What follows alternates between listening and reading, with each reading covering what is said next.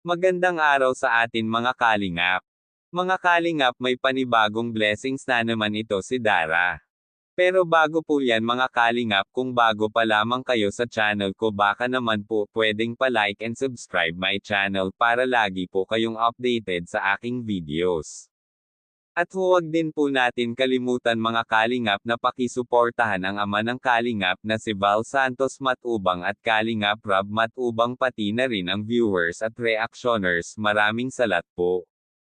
Mga kalingap, muling binisita ito nila Kuya Rob ang dalawang magkapatid na si Dara at Bea para ihatid ang panibagong makakasama nila ito sa bahay.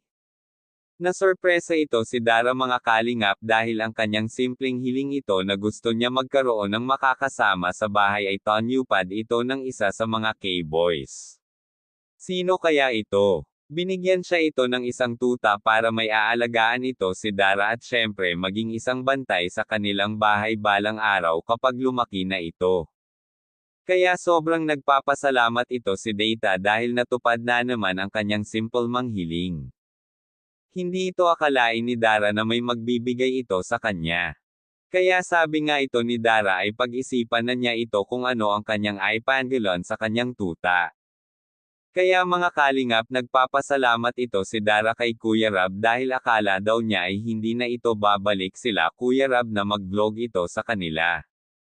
Binigyan din ito ni Kuya Rob ng financial sila Dara para may pang-allowance sila sa pagpasok araw-araw at pambili ng mga pangangailangan nilang magkapatid na si Dara at Bea. Sobrang natuwa naman ito Bea dahil sa dala ni Kuya Rob na chocolate dahil isa ito sa kanyang paboritong pagkain. Kaya mga kalingap, hanggang dito na lang muna ang update natin para kay Dara. Muli natin abangan ang susunod na update. Maraming salamat po.